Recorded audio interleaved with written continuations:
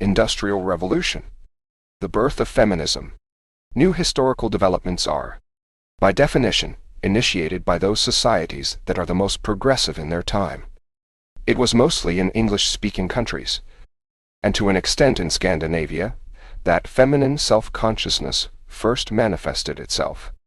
To assist matters further, the very fact that English nouns have no gender implies that the sexualization of the objectified world that comes naturally in other Western languages has no place in English thinking consciousness. England was the first to engineer and experience the Industrial Revolution, whose consequences impacted the world at least as much as France's Revolution. Starting in 1760, an avalanche of technological inventions came tumbling out. The flying shuttle in 1760, closely followed by Hargreaves' spinning jenny in 1764, Watt's steam engine in 1768, Compton's mule in 1779, and Cartwright's power loom in 1785. As a result, England's standard of living early in the 19th century was far higher than that of any country on the continent in terms of hygiene, cleanliness, clothing, and leisure. The English upper-class style of life was possibly less refined than elsewhere, but the rich were far more vigorous and forward-looking.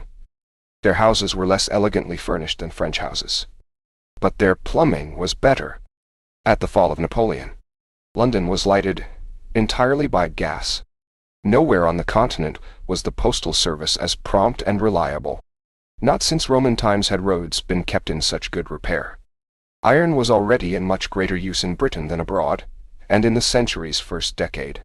5,000 steam engines were working in England as against a mere 200 in France at the height of its Napoleonic glory, and when Waterloo struck down the would-be unifier of Europe. Steamships were already in use in Great Britain's coastal waters, and Stephenson had built his first locomotive. In short, in civilized terms, England stood head and shoulders above the rest of the world. And so, inevitably, it was in England that woman's search for a new identity began. It would have been almost impossible to conceive of French women as taking the lead in this matter, although a few revolutionary firebrands attempted it, since they had always assumed, as a matter of course, that they could exert an almost unlimited influence on their men, if they felt inclined to do so. They could even challenge them successfully on their own masculine grounds, witness Germaine de Stael and cigar-smoking George Sand, who were very different from the demure Jane Austen, one of the happy authors who have no history, or colorless George Eliot, the advance guard of what Hawthorne chose to call the damned mob of scribbling women. French women were personalities in their own right, who could not possibly comprehend the necessity for a feminist movement.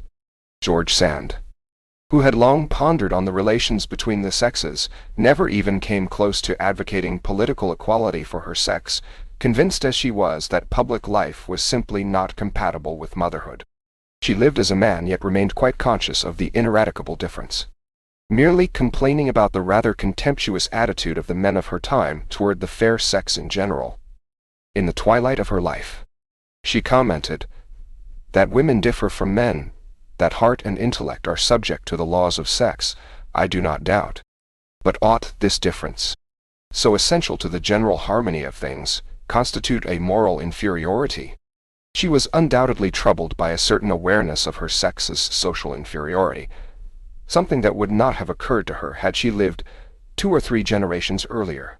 But she refused to advocate feminism as it was beginning to develop in her own time, in other lands. She did not want political equality but legal and sexual equality, in her view. Sex was inseparable from love, the physical from the emotional. She became furious when Flaubert, in defense of the old lecherous critic Sainte-Beuve, wrote to her, "That woman, for all members of my sex, is a groined archway opening on the infinite." That may not be a very elevated attitude, but it is fundamental to the male. She rebuked him firmly. I am not a Catholic, but I do draw the line at monstrosities. I maintain that the old and ugly who buy young bodies for cash are not indulging in love, and that what they do has nothing in common with the Cyprian Venus, with groined arches or infinities or male or female. It is something wholly against nature, since it is not desire that pushes the young girl into the arms of the ugly dotard, and an act in which there is neither liberty nor reciprocity is an offense against the sanctity of nature. But she persistently refused to be drawn into a feminist position, and claimed that for a woman to cease being a woman is productive only of inferiority. In fact, she was quite conscious of the fact that true femininity has in itself elements of superiority over the male that should not be sacrificed by an exaggerated desire for equality. Education will in time be the same for men and women, but it will be in the female heart par excellence, as it always has been, that love and devotion, patience and pity, will find their true home. On woman falls the duty, in a world of brute passions, of preserving the virtues of charity and the Christian spirit. When women cease to play that role, life will be the loser. George Sand's viewpoint is quite clear. Having refused all her life to knuckle under to masculine authority, she yet refused to minimize the distinction between the sexes. She wanted the freedom for women to dispose of their bodies and souls as they saw fit without masculine compulsion, yet never advocated political equality for them. A forceful woman, a throwback to remote antiquity, a reincarnation of the great goddess, she viewed her male lovers as a mother views her children. Love for her was essentially matriarchal, and her long-lasting lovers were all weak men. She did not want to turn women into men, but demanded more dignity and influence for the female half of the human race. Men should not be allowed to smother women's intelligence in order to rule them, and women should emancipate themselves not as pseudo-males, but as females. George Sand had behind her centuries of French tradition of collaboration between the sexes, of mutual interdependence. Her revolt could take place only within the traditional framework of her country and culture. This traditional context, however, did not exist in more northerly climes, in other lands where the Protestant ethos had clung for a long time to a stern biblical patriarchalism, hence a far more pronounced rebellion on the part of their repressed females. The Protestant Reformation, considerably intensified by Calvin and brought to its dynamic apex by the Puritans, was definitely anti-feminist in its essence. It was not only the sexual asceticism of the Puritans, which, after all, deprived men as well as women, but also the Calvinistic concept of predestination, which inevitably included a rigorous view of sexual predestination. Along with continence went a veneration for hard and continuous work, laborare est orare, a natural counterpart dotting. As Max Weber put it, the sexual asceticism of Puritanism differs only in degree, not in fundamental principle, from that of monasticism. And on account of the Puritan conception of marriage, its practical influence is more far-reaching than that of the latter. For sexual intercourse is permitted, even within marriage, only as the means willed by God for the increase of His glory, according to the commandment, "Be fruitful and multiply." Along with a moderate vegetable diet and cold baths, the same prescription is given for all sexual temptations as is used against religious doubts and a sense of moral unworthiness. Work hard in your calling. Whenever sexual asceticism prevails in a given society, woman gains in dignity but loses in power, inevitably since, to a great extent, her power has been derivative and dependent upon her influence over men through her sexual leverage. She is no longer a sex object, but soon enough she becomes an economic tool. This was even more true in the Calvinistic Puritan context, since this new creed provided the spiritual foundation for the birth of the Industrial Revolution and capitalism. Puritanism elevated work into a sacrament. Unwillingness to work was a consequence of a lack of spiritual grace. Unlike the Lutheran who bows to fate and submits in an almost passive way to external authority, the German streak, the Calvinistic Puritan is dynamic, and works at first for the greater glory of God, then increasingly for the sake of his own economic welfare. Individualistic and impatient of all forms of authority, the Puritan is a natural republican who sees in the free play of private economic interests a providential character. The combination of thrift and hard work is explosive. The sharpening of the acquisitive activity along with the stringent limitation of consumption can lead only to an extremely high rate of saving and accumulation of capital. That is, to stored power, to the extent that it is reinvested in business instead of being wasted away in superfluous consumption. When Calvin legitimized banking and interest rates, he merely accepted an inevitable financial development, acceptable if the fruit of hard toil was dedicated to the Lord. The Puritans went one step further and looked upon work and profitable business as a spiritual calling, and economic prosperity as proof of the Lord's blessings. Success in this world was to be as much the reward as the symbol of moral superiority. As a Puritan advocate stated, no question but it riches should be the portion rather of the godly than of the wicked, were it good for them. For godliness hath the promises of this life, as well as of the life to come. No time was to be expended on leisure or enjoyment, only ceaseless toil served to increase the glory of the Lord. Waste of time was the greatest of all sins. Idle talk, sociability, sex, and idolatry of the flesh, luxury, even too much sleep entailing loss of time, were to be shunned. It was a way of life as hard as it was productive, and pregnant with the accumulation of economic power. That the most determined of the Puritans had to sail away to the American colonies does not mean that Puritanism as a way of life died out in England and Scotland.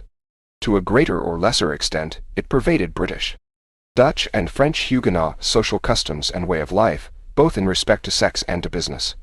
John Wesley was not blind to the inescapable drift of such a worship of worldly economic success toward the evil of crass ethical materialism. Yet the founder of Methodism, spiritual precursor of the Industrial Revolution, stated emphatically that we must exhort all Christians to gain all they can, and to save all they can, that is, in effect, to grow rich. The moral conclusion is plain. The rich are the righteous people. The poor are the damned. Economic prosperity gradually replaces the Christian quest for salvation of the soul. As the French historian Taine put it, referring to England in the birth pangs of the Industrial Revolution, a preacher here is nothing but an economist in priest's clothing, who treats conscience like flour, and fights vices as if they were prohibitions on imports. All that was now needed to activate and enormously multiply the stored savings and accumulated capital was the Industrial Revolution and the concomitant birth of modern capitalism. The intensely dynamic and competitive system that was beginning to unfold, fruit of the Calvinistic Puritan ethic, was profoundly masculine. No room was left in it for the display of feminine qualities. Puritan women themselves had long ago acquired unfeminine traits that distinguished them sharply from their Roman Catholic sisters. On the one hand, this new ethos, like that of Islam 1,000 years before, led directly to a far more democratic concept of fundamental social equality, stopping short, however, of sexual equality. Society was no longer viewed as a hierarchic organism on the model of the human body, that is, made up of different and interdependent organs and members with their own specific and different functions. Instead, it became a machine made up of similar, interchangeable, and equal pieces of machinery, the only major, fundamental, and unbridgeable difference being that of sex, a difference all the greater in that it replaced the others. At the same time, this intensely dynamic creed was responsible for the terrible social consequences of the birth pangs of capitalism, during which most of the lofty spiritual goals of Calvinism evaporated, leaving only an ethical materialism in their wake, for, as Gautier observed, the man of action is always ruthless. No one has a conscience but an observer. This exacerbated masculine spirit of unrestricted competitiveness, along with the mobilization of savings and new sources of fresh capital, led straight to the Industrial Revolution and the collapse of the old order of things. The Puritan spirit had long ago frozen up the remnants of old Merry England, and now its harvest. The dark satanic mills began to spread over the British landscape. Arthur Young, the celebrated agronomist, neatly encapsulated the social ethics of budding capitalism when he stated that everyone but an idiot knows that the lower classes must be kept poor or they will never be industrious. It became accepted as self-evident that wages had to be kept to a strict minimum. For whatever distress and abject poverty existed, society was not held responsible. This general attitude, along with the extraordinary social dislocation triggered by the Industrial Revolution, set the framework within which the forthcoming feminist movement was to grow. This dislocation entailed the breakup of the family as an integrated economic unit, and the daily exile of the husband, and often of wife and children too, to hard work in distant factories. The home became divorced from the workplace. The formerly integrated functions of producing, selling, and consuming were sundered and relocated in different areas. Until that time, both sexes usually worked at home. Women always had plenty to do: household care, embroidery, spinning wool and flax, needlework, cooking, preserving and curing, preparing medicines from herbs, in addition to helping out their husbands in whatever branch of cottage manufacturing they were engaged. In Stuart and early Hanoverian England, cottage manufacturing had undergone a remarkable development which kept the family unit intact as a cooperative undertaking. The revolutionary introduction of increasingly sophisticated machinery resulted in an almost sudden and startling collapse of cottage industries. The small rural household, whose precarious budget had always been balanced by the leisurely work of women and children during the winter, when agriculture was slack, began to disintegrate. Agricultural concentration ruined many small farmers, and big farmers began to employ gangs of women, especially during the Napoleonic War, in hosing and weeding. Employing women had the great advantage that it kept the wages of men lower, and during the first half of the 19th century, the vicious circle remained unbroken. Men could not support their families on their meager wages, compelling their wives to work outside all the year round, and the fact that women worked competitively with men prevented the latter from increasing their earning power. Furthermore, they were together far less often, working separately, and often drifted apart. The net result of this evolution can be summed up as follows. The wife as husband's productive partner and fellow worker disappeared forever. The family, as the cooperative unit of production, faded away, never to return. The one exception was agriculture, which retained the family as a unit of production. But the gradual shrinking in the number of farms and increasing urbanization so reduced the farming population in the industrialized countries that, in terms of numbers, it became a marginal element. Housewives were gradually deprived of most of the work that had been traditionally done in the home. Most of that work was now moved to industrial plants. The increase in the speed of communications and the new mobility of labor, the growth of great urban centers and the increasing complexification of industrial production stripped the traditional home of its productive usefulness. Part of woman's traditional housekeeping, nurturing, and child-raising activities were shifted out of the home to socialized centers. Working women had less time for domestic chores, although they were still expected to keep house for the family. Needless to add, it is not these working women who had time to engage in feminist activities. They were far too busy to even think of such matters. The economic dislocation of the family as a productive unit, and the fact that women, working separately in field or factory, gained financial independence, set husband and wife apart, sometimes in competitive positions. Wage-earning women, long before legal changes permitted them the full property of their money, began to give food for thought to middle-class ladies of leisure, who no longer had anything to do and became bored to distraction. In the past, all women, as well as all men, had worked. Now, some worked independently of their husbands, and some, the privileged women of bourgeois background who could afford it, worked not at all. It is from this disparity that the first elements of the feminist movement arose. By the middle of the 19th century, members of the leisured classes like the Bronte sisters and Florence Nightingale were beginning to feel that the independent factory hand, earning her own bread, was setting an example that might be of value to the lady. Regency and early Victorian ladies had often strictly nothing to do except seek, as china dolls and household pets, the approval of their lordly husbands. It was the male breadwinner or property holder who decided everything, and enjoyed almost absolute power. The vast increase in wealth, in Victorian times, and great upward social mobility, rapidly increased the numbers of the middle and upper classes, along with the growing idleness of their womenfolk, both physically and mentally. Bourgeois women were totally wasted and suffered intensely from it. With the birth of the so-called nuclear family, the middle-class non-working woman's role became restricted to wife and mother. This sharpened considerably the contrast between the feminine and masculine roles in social life, by narrowing the existence of the bourgeois woman to the point where the Victorian version of the good woman pattern may be considered a parallel of monasticism for men. She was not only confined or restricted to the family, but also was expected to be uninterested in the erotic aspect of marriage, which turned often enough into outright frigidity. Life held for them no greater purpose than the mimicking of Walter Scott's and Byron's heroines.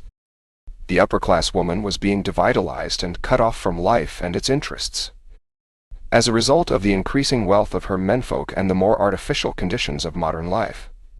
In the old, self-supplying manor house, with its innumerable jobs to be done within and without doors, the ladies of good family, like the Pastons and Verneys, had had their allotted tasks.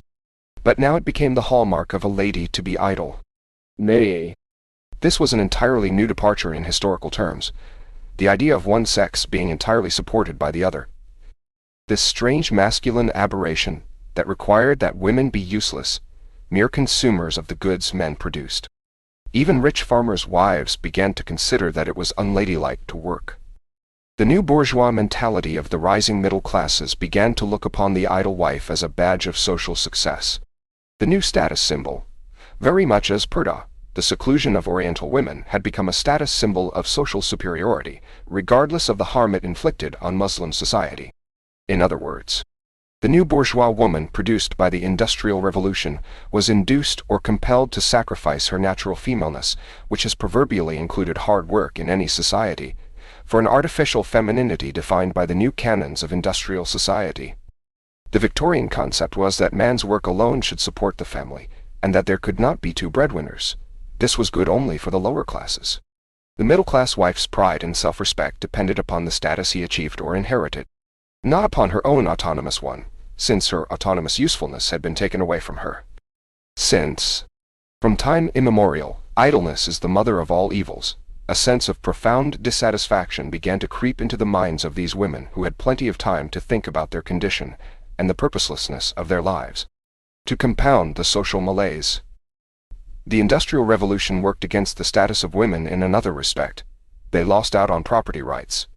In the past, some women had enjoyed considerable power in the aristocracy, and among the landed gentry and independent craftsmen.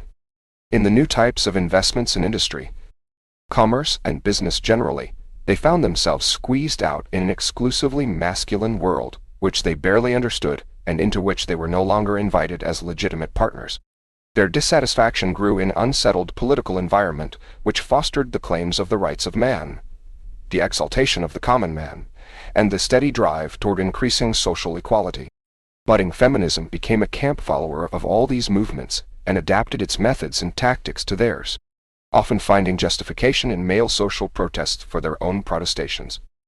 In the 18th century, Sir William Blackstone, greatest of all English jurists and Fellow of Oxford's All Souls, stated unambiguously that the husband and wife are one, and that one is the husband.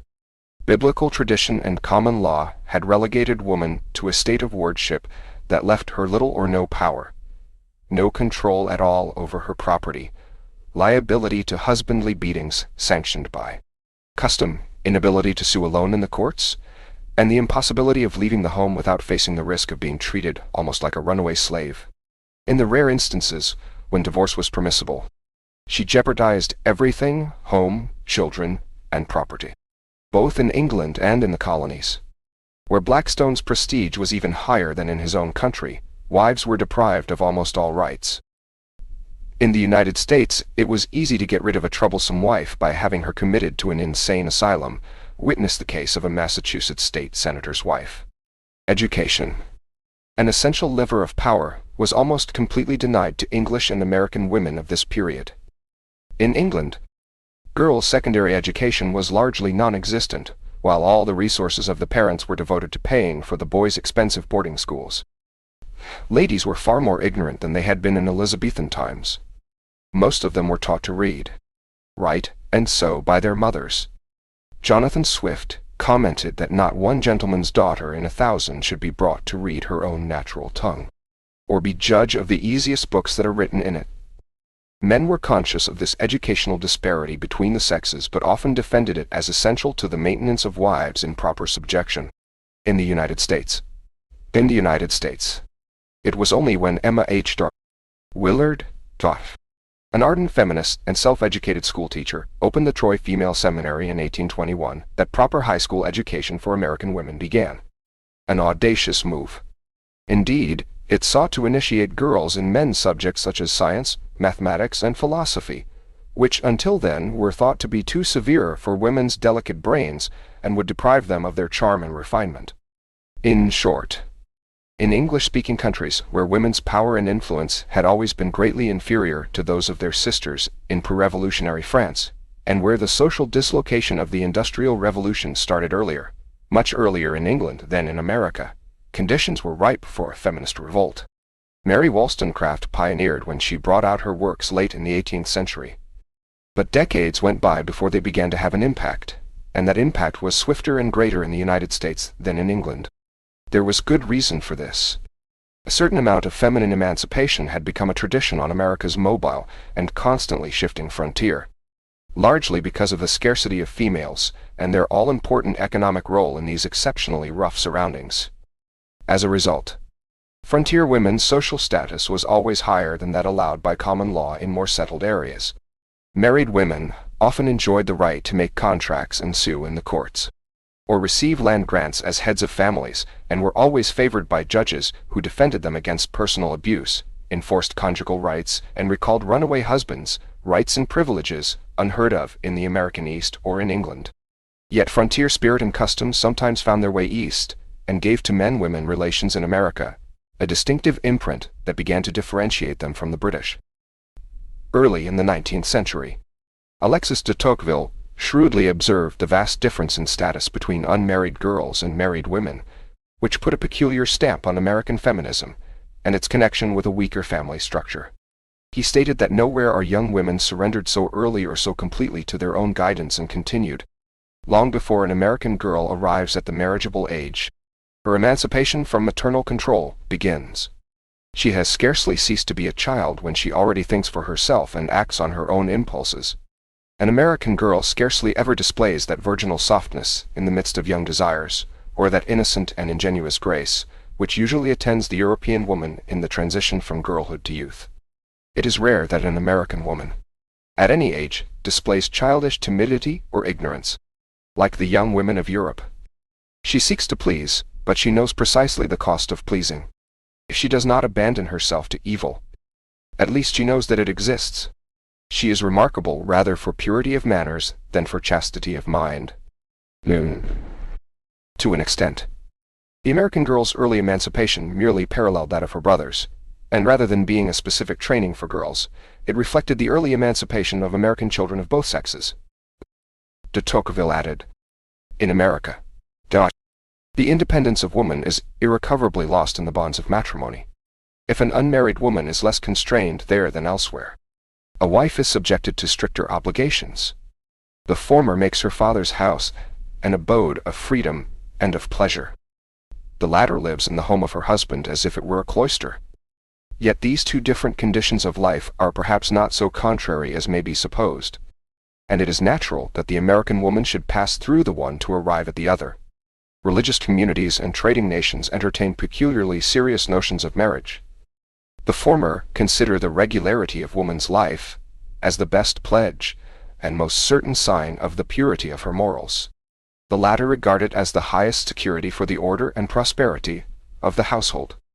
The Americans are at the same time a puritanical people and a commercial nation. Their religious opinions, as well as their trading habits, consequently lead them to require much abnegation on the part of woman, and a constant sacrifice of her pleasures to her duties, which is seldom demanded of her in Europe. Thus, in the United States, the inexorable opinion of the public carefully circumscribes woman within the narrow circle of domestic interests and duties, and forbids her to step beyond it. Nevertheless, while the Englishman as father and husband remained in firm control when the feminist movement got underway, his American counterpart soon saw his power begin to slip out of his hands. Early in the century, it had become common practice in the United States, outside the South, to settle seduction and breach of promise suits in the woman's favor. Mixed audiences were already addressed as ladies and gentlemen, rather than the traditional gentlemen and ladies that prevailed elsewhere. Here was the beginning, not of equality, but of a favored status for American women, however much deprived she still was in other matters. In America, as elsewhere, women were still kept socially within the tight confines of Puritan proprieties, just as they were physically in their cage-like steel ribs and whalebone corsets. But their menfolk were so busy building a new country that they left their women to attend to cultural tasks and pleasures that remained largely male concerns in Europe. Contemptuous of art, culture, and the refinements of life, American men concerned themselves largely with finance, trade, and industry, complaining as early as 1855 about the collective power of wealthy American women. The New York poet-editor N.T. Riencourt Willis wrote, "It is the women who regulate the style of living, dispense hospitalities, exclusively manage society, control clergymen and churches, regulate the schemes of benevolence, patronize and influence the arts, and pronounce upon operas and foreign novelties, and it is the women who exercise the ultimate control over the press." News? This was a far cry from conditions obtaining in England and on the continent.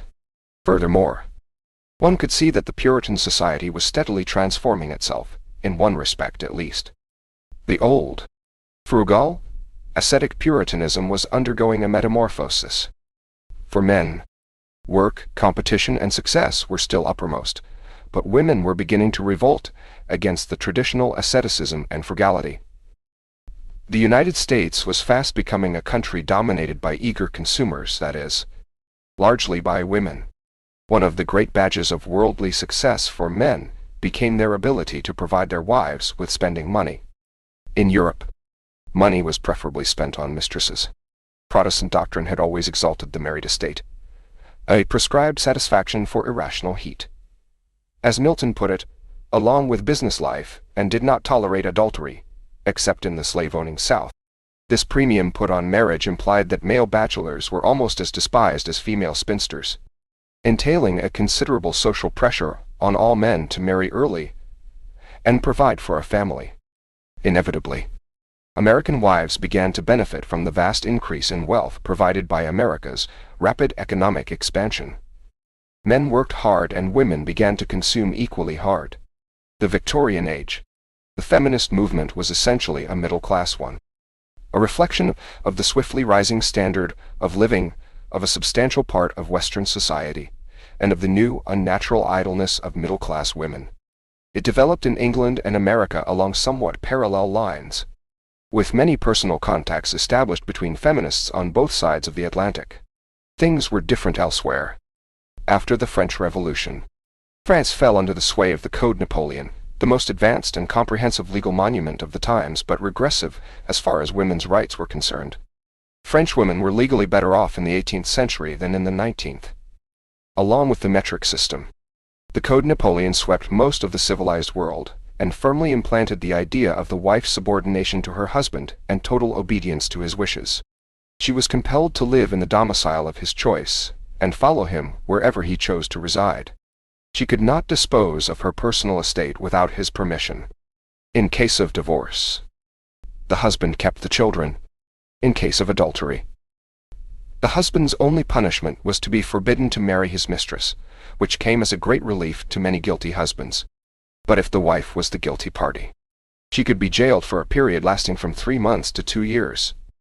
This code was so conveniently precise that it lacked all flexibility and could be altered only with the greatest difficulty. It was only after the Second World War, for instance, that the French began to alter the articles concerning women in order to establish equality before the law for both sexes. English-speaking nations, on the other hand, reshaped their common law gradually throughout the Victorian era.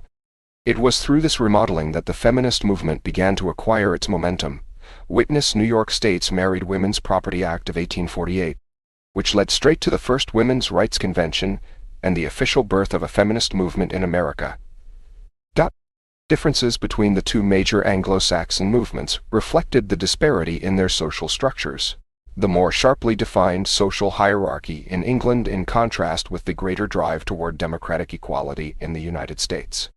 In Victorian England, at the peak of its imperial splendor and power, both the male and the aristocrat were far more powerful than their American counterparts. As an English feminist put it at the time, American women do not dislike men as much as English women do. Women already had far more power in America, where the democratic dogma was firmly rooted in the prevailing ideology, the only major distortion being, for a while, the problem of slavery in the South. In England, however, monarchy and aristocracy introduced considerable social distinctions between men, which blunted the sharp edges of the feminist movement. English women were entitled to inherit titles and wealth in the absence of sons or brothers. On the other hand, an Englishman's right to vote was curtailed by property qualifications until the end of the Victorian era. Moreover, Many English liberals failed to lend their full support to the feminist movement out of fear of women's traditional conservatism in social and political matters. Girls and widows are Tories. And channels of clerical influence, stated Lord Acton. Social considerations often overruled male prejudices, inducing conservatives to favor giving the vote to women of means. English ladies endowed with large estates could enjoy considerable local power, nominate members of parliament in rotten boroughs, and vote in church and municipal matters. This was not the case in the United States. In a democratic society, the feminist issue was far more clear-cut. As elsewhere, until the 19th century, women in England had never been politically discriminated against in a conscious way. It never occurred to anyone that there could be such a thing as a feminist problem. The law had never expressly forbidden women to sit in Parliament. For instance, it remained true that none had ever done so. Symbolic of the change in consciousness, the word male appeared for the first time in English legislation in the first Reform Bill of 1832, extending the franchise to large sections of the new industrial middle class. This was an answer to the claim put forth by a wealthy spinster from northern England that women of substance should be entitled to vote. Voting was thus specifically and officially restricted to qualified male persons. The political battle of the sexes was joined, both in America and in England. The feminist movement was an outcrop of the anti-slavery struggle. Outrage at the slave trade had pricked the conscience of both sexes in the rising middle classes. For the first time, English women began to organize themselves in groups in view of political action. The anti-slavery movement became powerful enough to enlist the active support of such conservative women as Hannah More, who wanted nothing to do with feminism per se. The anti-slavery contagion swiftly spread to the United States, where abolitionism became the cradle of feminist activities. As one of the early feminists and abolitionists put it, "We have good cause to be grateful to the slave for the benefit we have received to ourselves. In working for him, in striving to strike his irons off, we found most surely that we were manacled ourselves." But it was not so much with him that the female abolitionists identified as with her, the female slave who was used and abused by most plantation owners in a perversion of the medieval droit de cuissage. Feminine feelings about rape could easily cause hatred for the patriarchal planter, and transfer that hatred to all men who had imposed the slavery of sex. The harm done to black women was figuratively extended to all women, regardless of race and social status. Anti-slavery action on both sides of the Atlantic gave the initial impulse to the forthcoming feminist struggle, but always with England leading the way. The successful abolition of the slave trade, 32 years before slavery itself was wiped out in America, left English women free to devote their organizational talent to their own cause. In the United States, the two movements remained intertwined until the end of the Civil War, when the feminist issue appeared in all its nakedness and fury. The final outrage was committed when the Negro male received, however nominally, the suffrage while all women were still disbarred. One black feminist declared in 1867 that if colored men get their rights, and not colored women theirs, you see the colored men will be masters over the women, and it will be just as bad as it was before. For the first time in the United States in the 14th Amendment to the Constitution, the word male appeared in an official document, sealing the legal humiliation of the feminists whose dedication had been instrumental in putting an end to slavery. It was at the World Anti-Slavery Convention of 1840 that English women abolitionists had imparted the feminist ideology to their American cousins. Aristocratic Englishwomen had real social power, and therefore considerable leverage, in the struggle for women's rights. Along with the rising and prosperous but dissenting middle class in the industrial cities of northern England, who resented their political impotence, they were able to enlist the support of an increasing number of individuals of both sexes, leading to the inclusion of female franchise in the electoral platform of the Chartists, the first such demand ever made by a political party. This was contagious. And in 1848, prompted by the fact that American wives could not legally keep their wages from their husbands, the first women's rights convention gathered in Seneca Falls to list their grievances in the fighting style of a declaration of sentiments and resolutions. Denial of suffrage was among these grievances, of course, but also the status of civil death and wardship for wives, the limited economic and educational opportunities for their sex, the unfair divorce laws, the exclusion of their sex from church business, and the double moral standard. The opening sentence of the Declaration was symptomatic of the new mythology that was springing up. The history of mankind is the history of repeated injuries and usurpations on the part of man toward woman, having in direct object the establishment of an absolute tyranny over her. The struggle was on and in America, under the leadership of Susan Brownell Anthony and Elizabeth Stanton. To win bit by bit from grudging legislators all the legal and political rights that had been denied them, to culminate temporarily in 1920 with the passage of the 19th Amendment and the grant of female suffrage, both in America and in England. Local geographical and social considerations determined and shaped the feminist style of combat. In the United States, these considerations were the frontier and the equalitarianism of the Western states, where distrust of the East was widespread.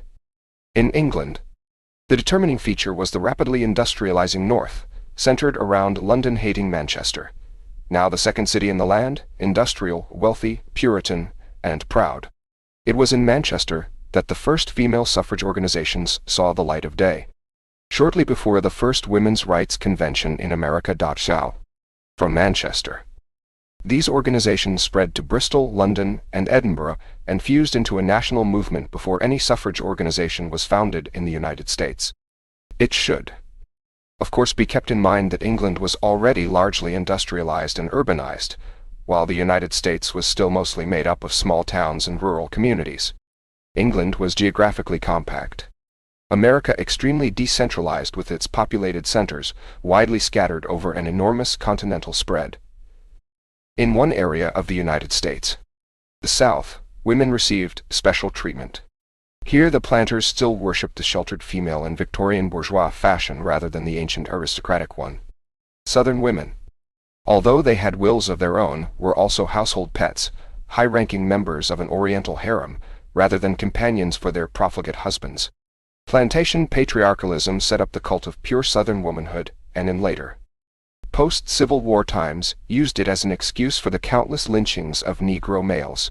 Shifting from the plantation to the all-white mountains, the cult became the code of the hills, in whose name blood feuds between clans perpetuated a style of life that made woman a prize to be protected and fought over by males.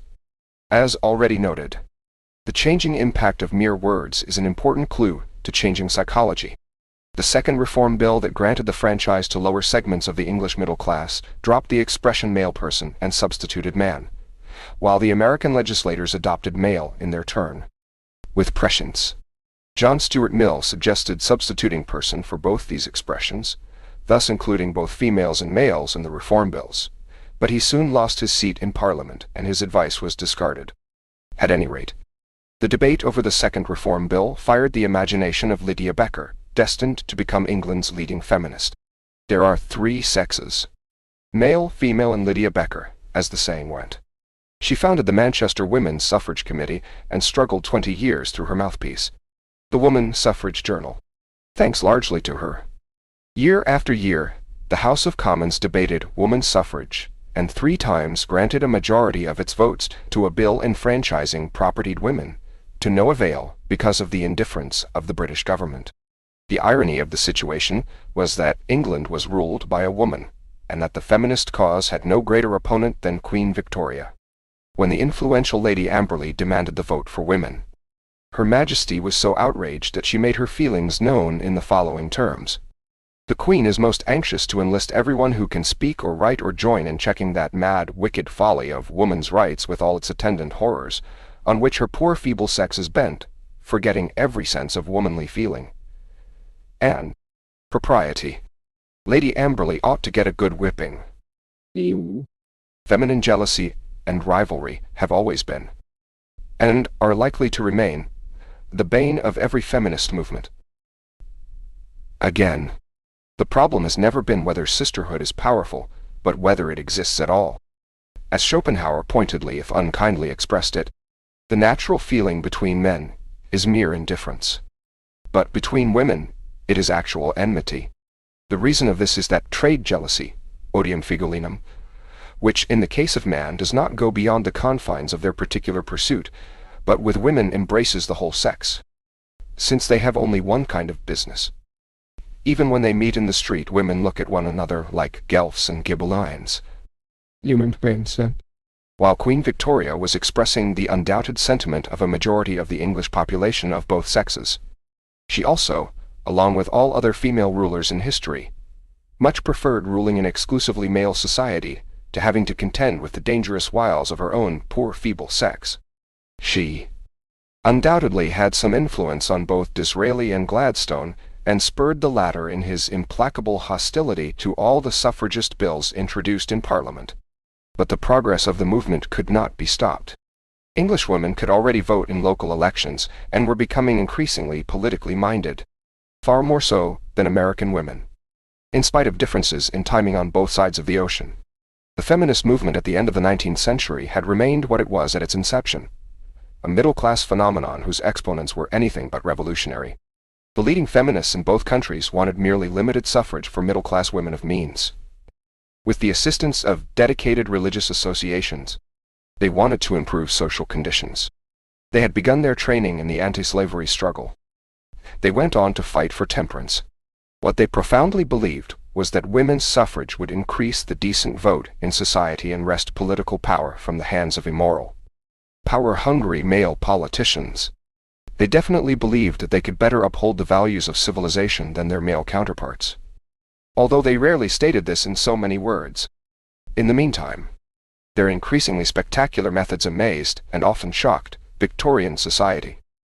Hunger strikes, stone throwing and window breaking, picture slashing and physical assaults on the police force. Militant suffragists were actually few, but they made up for their lack of numbers by their extreme aggressiveness, prompting an English member of Parliament to state, "It is no longer a joke. It is a sex war." The whole movement is but part of the effeminate superficiality of this generation. This superficiality finds its consummation in the present masculine abasement now witnessed in America. The sentiments of this latter-day Cato, the elder, found their reflection in the fact that repression was far more brutal in England than in America, where, as Lord Bryce noted, the American man is exceptionally deferential to women. England was then, and has largely remained, a man's country, and whenever militant suffragists behaved violently, they got every bit of it back upon themselves, with plenty to spare. Well-bred English ladies were treated with condescending chivalry, but women in general were treated with far less courtesy than in France or the United States. Most female suffragists, however, would rather have the brutal treatment of the English male than the semi-sarcastic tolerance of his American counterpart. As one American feminist put it, "We are up against a hard proposition in the American man. Now, in England, it's different. There, they take us seriously. They deny us our rights. But they don't put us away as if we were spoiled children. The police put us off the streets. They send us to jail." And Emmeline Pankhurst echoed, "All the American men I met seemed to regard the movement as something of a joke. We have had definite opposition to encounter on the part of the English male. And I don't know but what it is preferable to this half-amused indifference which I see in the men of America." Then as today, and probably tomorrow, the great fear of dedicated feminists was to be taken too lightly by men and treated with ridicule. In fact, as Bryce testified at the turn of the century, the proportion of women who wanted the suffrage was far smaller in the United States than in England. In many American states where the suffrage issue was coming to a head, powerful women's anti-suffrage associations sprang up spontaneously. One reason for the lesser feminist pressure in the United States was that American women were beginning to enjoy far greater civil rights than English women, even though the latter sometimes had a municipal franchise of which their American counterparts were deprived. English feminists reacted violently against the obsessively masculine atmosphere of Victorian England, with its exclusive male clubs, its educational system tailored almost exclusively to fit masculine upbringing, and the half-Oriental exclusion of women from a meaningful social life dedicated to the rule of a global empire. Looking back at the whole span of feminist activity on both sides of the ocean during the Victorian era, it is clear that women militants were fighting not only to redress their socio-political inferiority, they also hoped, with increased political leverage, to improve general conditions in a world slowly drifting toward world war. A world irresistibly led by male leaders, imbued with an excess of aggressive virility towards some global catastrophe already looming in the distance. Some subterranean undercurrent was obviously powering the movement and inflecting the feminist cause toward pacifism. In fact, the proportion of pacifists among feminists was remarkably high, and Julia Ward Howe spoke for all of them when she stated that peace and women's suffrage go together, masculine government being founded on the predominance of physical force. That women's suffrage was not the sole answer is clear after 2 world wars and countless minor ones. Yet, they hoped in those days to bring about universal peace through female suffrage. Many ardent suffragists were enraged at the militants who used violent means to convey their demands, feeling instinctively that they were thereby playing man's game on his own and not their terms. As one of them pointed out, women never show up their real weakness so much as when they attempt force. The feminist movement in the United States aimed at far more than equal rights with men. First and foremost, it wanted to change male attitudes toward the weaker sex and polish the rough edges of their male pioneers who, in a new country, had often sloughed off centuries of European tradition. Until the Civil War, few American feminists wanted to be elected to political office alongside the uncouth wild men who dominated the political scene. In 1852, Elizabeth Stanton wanted women to vote but not hold office. As she explained it, "I disclaim all desire or intention to meddle with vulgar politics, to sit in council with vulgar, rum-drinking, wine-bibbing, tobacco-chewing men, with thick-lipped voluptuaries, gourmands, and licentiates, who disgrace our national councils with their grossness and profanity, their savage rudeness and uncurbed ferocity. No, until a new type of man be placed at the helm of the ship of state, rest assured, we women shall decline all nominations for office." Many feminists believe that reform should start at the beginning, at the root of contemporary evil, that is, with the institution of marriage.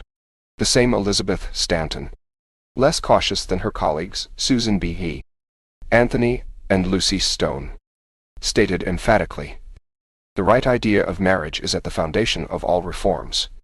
A child conceived in the midst of hate, sin and discord, nurtured on abuse and injustice, cannot do much to bless the world or himself.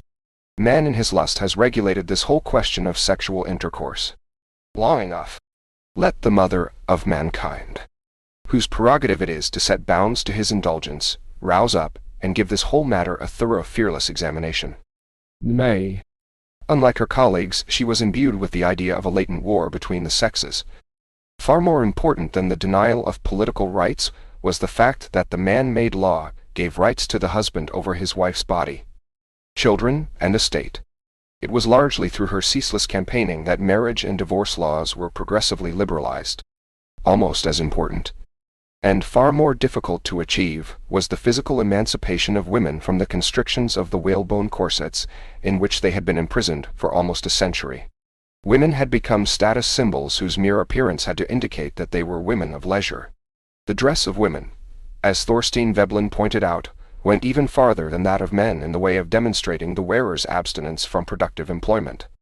Nowadays, there are more practical ways of displaying affluence that do not endanger women's health. In those days, the corset, as Veblen stated it, was in economic theory substantially a mutilation, undergone for the purpose of lowering the subject's vitality and rendering her permanently and obviously unfit for work. In the state of near idleness to which middle-class women were confined, a new emphasis was put on their delicate and fragile nature. They hardly exercised, and the muscular atrophy which resulted from an artificial and unhealthy style of life deprived them of freedom of movement and squeezed out their breath, teaching many of them the poetry of dependence. Addressing the National Council of Women of the United States in 1891, Frances Willard said, "Be it remembered that until woman comes into her kingdom physically, she will never really come at all. Created to be well and strong and beautiful, she long ago sacrificed her constitution, and has ever since lived on her bylaws. She has made of herself an hourglass whose sands of life pass quickly by. She has walked when she should have run, sat when she should have walked, reclined when she should have sat. She is a creature born to the beauty and freedom of Diana. But she is swathed by her skirts, splintered by her stays, bandaged by her tight waist, and pinioned by her sleeves until a trussed turkey or a spitted goose are her most appropriate emblems. So, while fashion and custom imprisoned her physically, as she had never been before, and reduced her to the dependent status of a Chinese woman, with bound feet, the suffragists were forcefully propelling all women toward legal and political emancipation. If she kept the tight corset, it was not so much because it produced delicious sensations, half pleasure, half pain.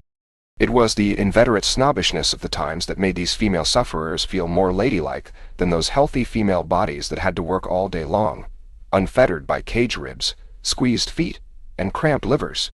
It was a badge of higher social status, the badge of the fast-rising bourgeois class. For generations, feminist leaders attempted to reform women's clothes, with hardly any success during Victoria's lifetime. As a reformer sighed in the 1870s, the second nature of conventionality has always appeared stronger to women's mind than nature at first hand. It took the First World War to accomplish this physical liberation, along with the discarding of all the moral taboos of the Victorian Edwardian era. Another problem plagued the movement: the fact that it had arisen in Protestant lands where religious faith was still vigorous, and based exclusively on Holy Writ. At the Women's Rights Convention in Syracuse, 1852, suffragist Antoinette Brown suggested basing women's rights on the authority of the Bible, to the horror of free-thinking rationalists who had no trouble pointing out the anti-female bias of the Scriptures. "Thy desire shall be to thy husband, and he shall rule over thee. The head of every woman is man." Others suggested rewriting the Bible itself, a task eventually undertaken boldly by Elizabeth Stanton. Although an agnostic, personally, she was haunted by the idea of a female deity, and, anticipating Freud, wrote that the love of Jesus, among women in general, all grows out of sexual attraction. The Virgin Mary appeals in the same way to her male worshippers. She attacked the Old Testament for being the mere history of an ignorant, underdeveloped people, which should be expurgated before being put in the hands of women and children, something the Roman Catholic Church had done many centuries before, by putting it under the Index. She further began to fasten onto the new discovery of ancient matriarchy, quoting from the now outdated theories of Bachofen and Morgan, pointing out that all along from the beginning until the 16th century, when Luther eliminated the feminine element wholly from the Protestant religion, and brought the full power of the Church to enforce woman's complete subjection, we find traces of the matriarchate. But all this did not touch the core of the fundamental problem of feminism, which was, as one of them stated it, ethical and religious. Freedom. True freedom must come from within.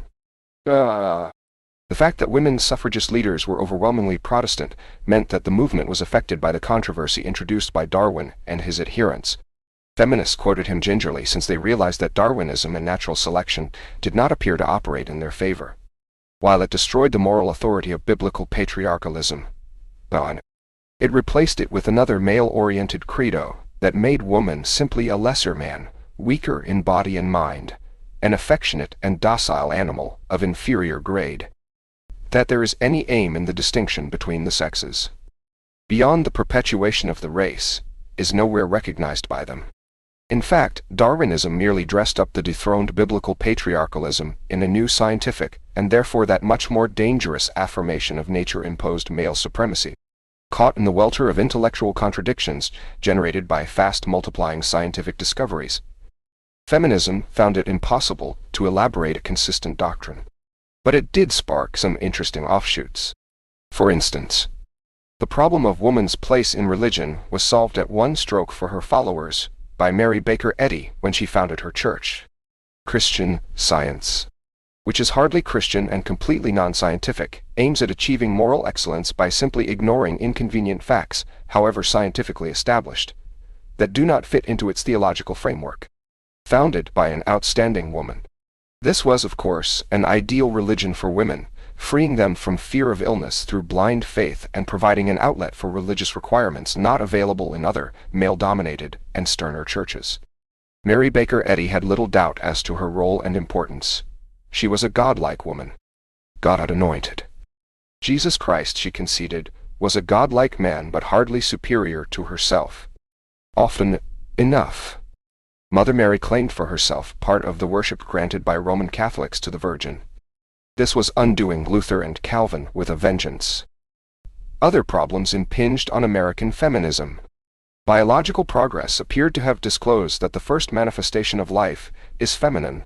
New biological discoveries strengthened the fears of the leading suffragists, most of whom were WASPs, that the new flood of immigrants would degrade the old American stock. Vote or no vote. Motherhood was again restored to first place, for eugenic and patriotic reasons. In 1912, Woman and Social Progress trumpeted that woman is the race, is at the top of the human curve, from which the higher Superman of the future is to evolve. Her whole soul, conscious and unconscious, is best conceived as a magnificent organ of heredity. Except for advocating fewer children and smaller families, most leading feminists agreed. A century of feminist activity in England and America eventually led, in both countries, to a rough equality of the sexes in education, legal status, and political rights. Progress in both countries usually started on the geographical peripheries, the American West and the British dominions beyond the seas, where young struggling societies looked upon women, often scarce, as indispensable helpmates in a hard life rather than the social ornaments they had largely become in the more settled and bourgeois societies at the centers. Women in New Zealand were granted suffrage as early as 1893, and in Australia in 1902. Canadian women first received the vote in the western provinces, whereas Quebec had to wait until the Second World War to be on a par with the rest of the country.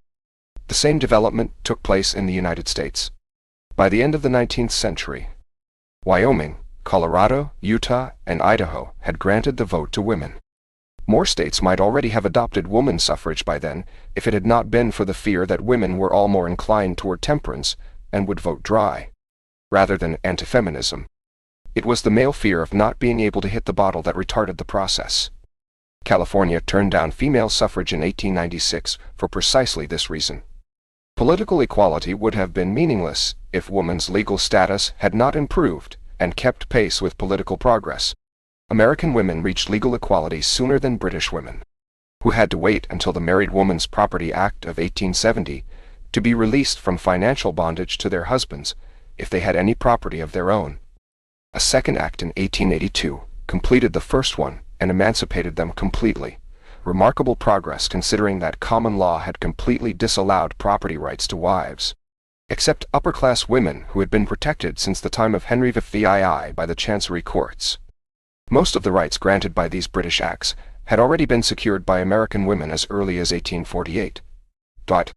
Progress in American women's education kept abreast of these developments. From the day in 1821 when the Troy Female Seminary was founded by Emma Willard. Here again, the West pioneered. Before the Civil War, Iowa State and Wisconsin universities had already been opened to women, to be followed by many others in California, Michigan, and Illinois after the war, on a coeducational basis. In the East, however, colleges were founded for women alone on a segregated basis, and as for the South, higher education was almost completely unavailable there to females. Progress was slower in England than in America, but both societies were moving in the same direction. Real progress in the education of English women was made only in the last 30 years of the Victorian era, when women's colleges were founded at Oxford and Cambridge. Liberal sentiment, if not yet ready for female suffrage, was strongly in favor of greater educational opportunities for women.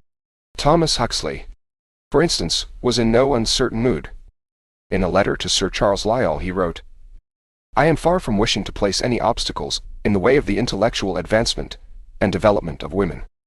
On the contrary, I don't see how we are to make any permanent advancement while one half of the race is sunk, as 9/10 of women are, in mere ignorant Parsonese superstitions. To show you that my ideas are practical, I have fully made up my mind. If I can carry out my own plans to give my daughters the same training in physical science as their brother will get, they, at any rate, shall not be got up as man-traps for the matrimonial market. If other people would do the like, the next generation would see women fit to be the companions of men in all their pursuits, though I don't think that men have anything to fear from their competition."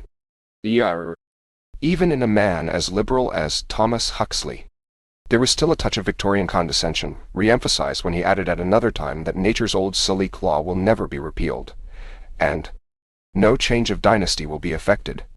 A firm believer in man's natural mental superiority, he nevertheless insisted that this superiority was no reason to deprive women of the benefit of equal education, and that whatever argument justifies a given situation for all boys justifies its application to girls as well.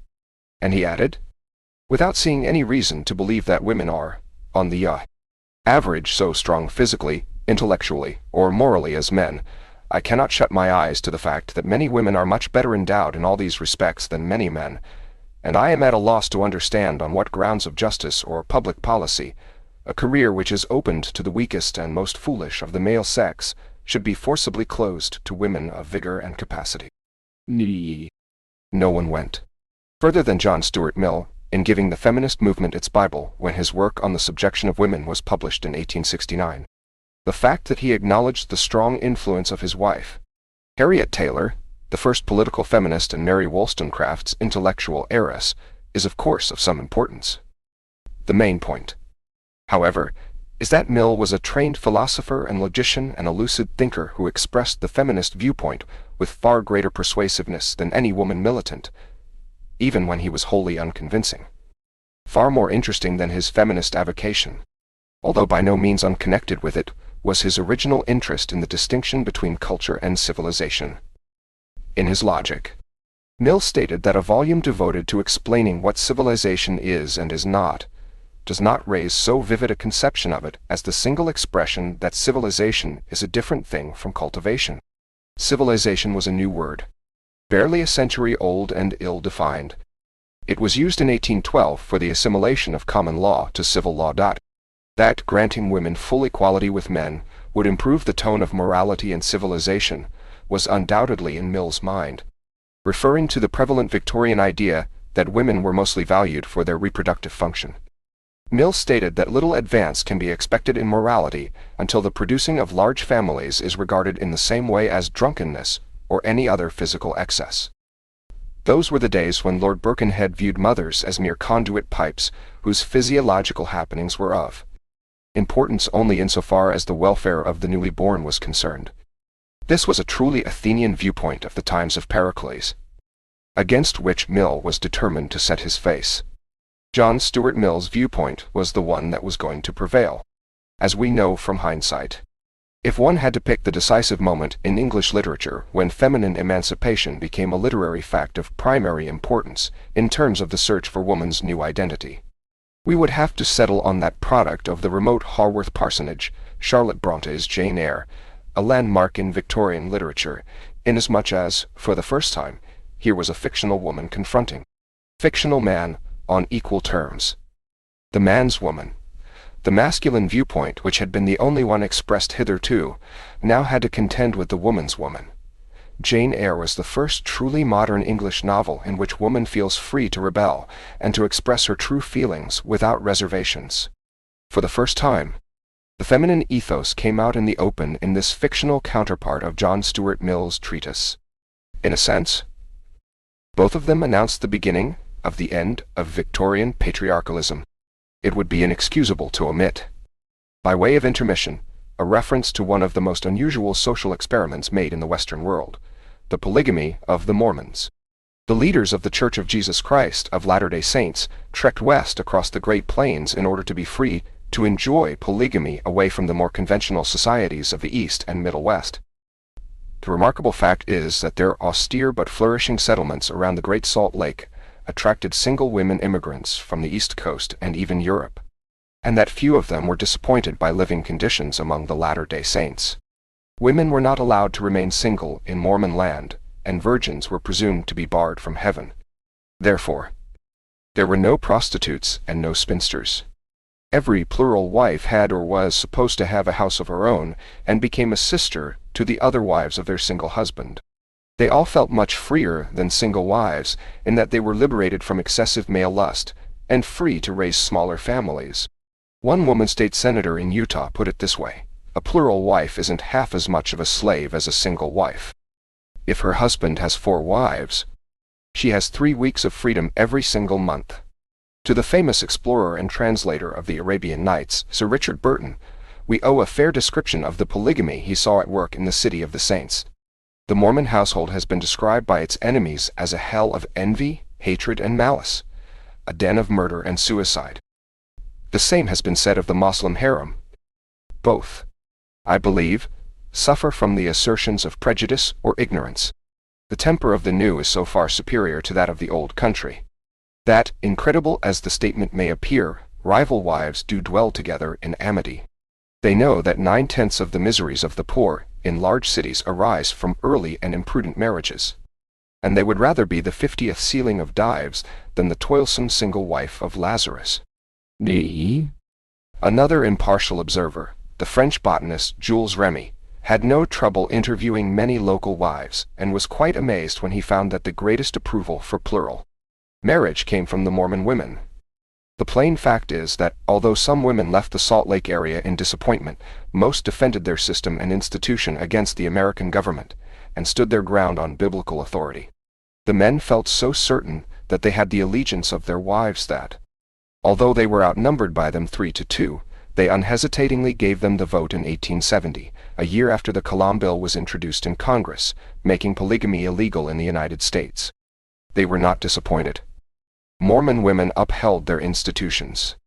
Congress, refusing to sanction plural marriages, temporarily stripped them of the suffrage for failure to emancipate themselves.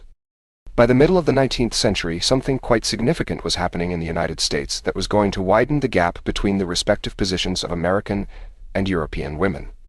Hitherto, clergymen and legislators following in their train usually emphasized the inherent sinfulness of woman as justification for her lowly socio-political status. Then, sometime before the Civil War broke out, a subtle change came over the psychological landscape, and men began to stress women's spiritual, rather than animal, nature, to achieve the same practical result. That is, to eliminate women from meaningful social and political activity that might corrupt or harm them. Emphasis was now put on their natural goodness, sensitivity, and delicacy. What had previously been advocated because of her presumed natural inferiority was now advocated because of her equally presumed superiority. Now it was woman's God-given moral supremacy that had to be shielded from the temptations and dangers of public life, from the rough and tumble of politics, and the crass business of building a continent. The myth of the Goddess of Liberty was born, and her concrete likeness was soon erected in 1876, on Bedloe's Island, brimming with maternal kindness and solicitude. At last, the mythological Uncle Sam, the negative embodiment of stern government, police, and taxation, had his positive female counterpart, as loving and generous as his aggressive maleness was mean and demanding. The idea of woman's moral superiority implanted itself deep in American consciousness, justifying the male's feeble attempts to keep them in their place for the sake of protecting them, but also justifying more than ever the women feminist revolt and struggle for socio-political equality. As Elizabeth Stanton hyperbolically put it, man was infinitely woman's inferior in every moral virtue, not by nature, but made so by a false education. In carrying out his own selfishness, man has greatly improved woman's moral nature, but by an almost total shipwreck of his own. Woman has now the noble virtues of the martyr. Human. American man's obsession with business and politics had left the American woman free to devote herself to teaching, cultural activities, and child-rearing for which man had a barely disguised contempt. In this new dispensation, men were meant to deal with things, and women with people. To this day, the American male strongly resents feminine intrusion in the world of things he considers his exclusive domain, quite removed from the influence of feminine morality. Thus, while in most of Europe both sexes blended their activities in some form or other of joint cooperation, they found themselves sharply separated in America in a functional sense, and therefore in a moral sense. The separate spheres of activity for the sexes became as drastically separated as they were racially between black and white. The American male made the American woman conscious of the specificity of her sex, and praised her for it. In turn, she began to consider herself ethically superior to the naturally immoral male. Even anti-feminist ideology in America stressed the high and holy sphere, for which both nature and the God of nature intended woman, thus supplying grist to the feminist mill in that it riveted the notion of female superiority, however unconscious it may have been. Swift progress in terms of legal and political equality between the sexes proceeded along with the enthronement of the new Goddess of Liberty. This equality became a free gift in the sense that American women did not give up the idea of their superiority, nor the practical perquisites that went with it. British women progressed toward equal status more or less at the same pace, but were never enthroned. The men of Wyoming were only fooling themselves when, on the day their women were granted suffrage, they drank a toast to the lovely ladies, once our superiors, now our equals. The ladies remained, in many respects, their social superiors, because of the vital part women had come to play in education, in the upbringing of both sexes, and in the fact that they had gradually come to substitute for an increasingly vestigial father, at a time when a great deal more was going on in the world. Henry James set about to write the Bostonians on the premise that the most salient and peculiar point in American social life at the end of the century was the situation of women, the decline of the sentiment of sex, the agitation on their behalf. His work depicted the profound change that was coming over the social landscape in the last years of the Victorian era, the beginning of the emancipation of youth in the age of obedient parents. With the increasing absence of strong paternal influence, the inability or unwillingness of American parents to control their children, the gap between the stern and still patriarchal English upbringing and the increasingly permissive atmosphere in the United States was widening considerably. American women were changing, both in real life and in fiction. The young girl was on the way to becoming the post-World War eye flapper, and the older woman the typical American mother of the 20th century. Rebellious girlhood and feminism were now approved by the late Victorians. For the first time in the land, women novelists of substantial talent appeared and began to exert a great deal of influence on behalf of their sex's emancipation. In the relatively short span of a century, American society was transformed from an unadulterated patriarchy into an incipient matriarchy, a metamorphosis that did not take place in other new countries, such as Australia, into which poured European immigrants of the same ethnic background. While the perennial shortage of women in the West suggests one reason for this state of affairs, it would seem that this social transformation was also due to some obscure telluric impact of the American land itself, which must have had some influence originally on the American Indians, setting up the closest thing to real matriarchates that have ever been recorded in history.